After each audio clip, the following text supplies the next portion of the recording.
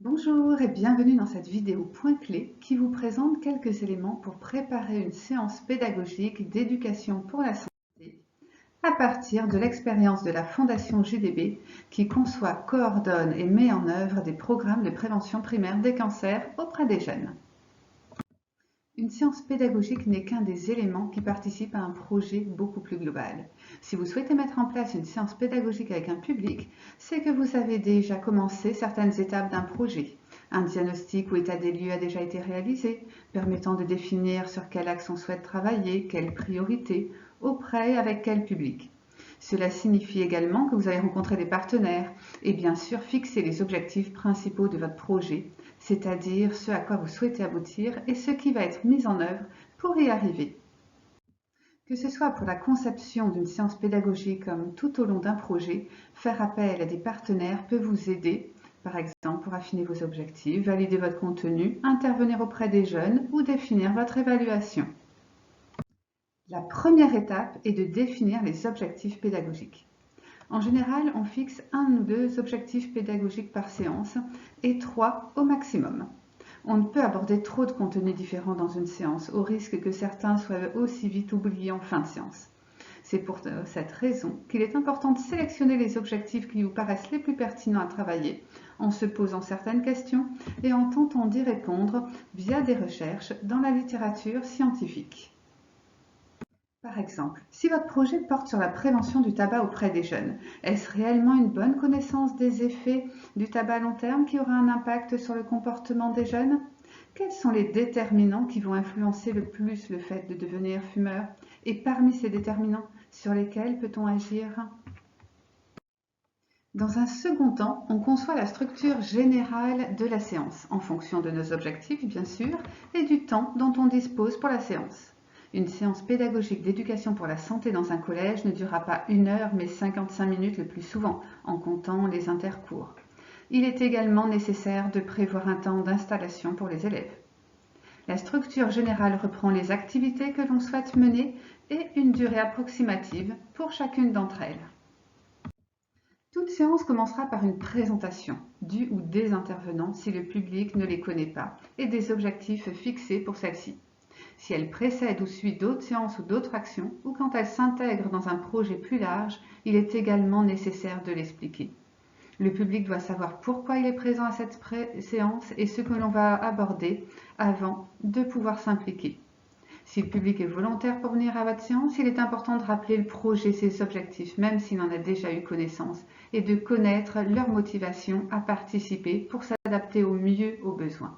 Tout public doit comprendre le sens de la séance pour pouvoir s'impliquer dans celle-ci. Après la présentation des objectifs, il est intéressant de prendre un temps pour aborder nos représentations sur le sujet de la séance. Par exemple, un intervenant qui souhaite aborder l'alimentation concentre souvent ses objectifs en termes d'apport de connaissances sur la nutrition. Pourtant, on a tous des représentations variées sur ce thème. En posant la question au groupe en début de séance, qu'est-ce que ça veut dire pour vous manger?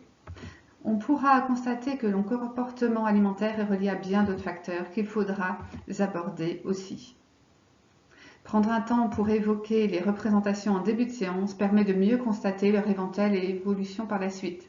Cela pourra donc nous être utile dans le cadre d'une évaluation. On prévoit ensuite quelques activités en fonction des objectifs définis, sachant que chacune de celles-ci commencera par une explication de cette activité, de son déroulé, c'est-à-dire comment elle va se passer en groupe, individuel, et ce qui est attendu du public. L'activité se terminera toujours par une synthèse de ce qui a été vu, constaté ou appris. Naturellement, dès lors que des éléments de connaissance sont apportés dans une séance, il faut être sûr de leur validité scientifique. Et pour ne pas être dérouté par les questions ou remarques du public, il vaut mieux auparavant se renseigner à partir de sources fiables sur le sujet abordé. En fin de séance, un temps de synthèse doit être prévu. Idéalement, celle-ci est réalisée par les jeunes, permettant de mieux assimiler ce qu'ils ont appris, compris ou débattu ensemble. Le détail des activités peut ensuite être prévu en s'aidant éventuellement d'outils déjà créés. Pour que le public s'intéresse à la séance, les outils doivent être attractifs, mais surtout doivent favoriser l'interactivité. Différentes méthodes d'animation peuvent également vous aider. Pensez à des méthodes qui permettent d'impliquer tout le public, les plus extravertis comme les plus réservés, Par exemple, il sera plus facile pour une personne très discrète d'exprimer son avis dans un petit groupe, puis faire le relais de ce qui a été travaillé avec un plus grand nombre de personnes. Les activités doivent pouvoir mettre en réflexion les jeunes. Il ne s'agit pas de leur apporter uniquement des connaissances, ils doivent avoir du temps et des possibilités pour réfléchir à ce qu'ils feraient dans différentes situations, pouvoir en discuter, tout cela bien sûr sans se sentir jugés lorsqu'ils s'expriment. Ne pas oublier non plus que tout public a déjà des connaissances, des expériences.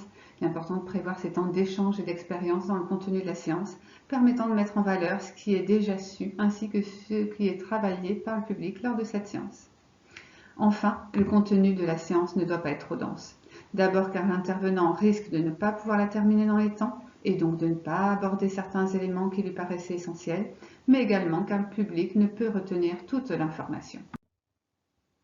L'évaluation doit être pensée dans le cadre du projet global, mais rien n'empêche de prévoir spécifiquement une évaluation liée à la séance que vous avez conçue, non seulement en termes de processus, c'est-à-dire sur la mise en œuvre et la réalisation de la séance. Est-ce que la durée prévue était suffisante, trop longue? Quelle a été l'implication du public, son ressenti? L'évaluation peut être également prévue sur la séance en termes de résultats, même si pour une action en un temps limité, le résultat portera essentiellement sur les connaissances. Une bonne formalisation de la séance pédagogique est un temps qui paraît nécessaire. D'abord pour être sûr de ne pas oublier les éléments principaux lors de l'animation de la séance, pour communiquer ce qui a été fait, ce qui a été dit aux différents partenaires du projet et pouvoir faire le lien entre d'autres séances ou d'autres actions. Cela permet aussi de capitaliser le travail déjà réalisé, de l'améliorer en fonction des évaluations des séances. Enfin, il ne vous restera plus qu'à s'entraîner si besoin pour certaines parties de la séance ou certaines activités qui vous paraîtraient plus difficiles à mettre en œuvre. Imaginez des pistes de réflexion pour ceux qui souhaiteraient aller plus loin.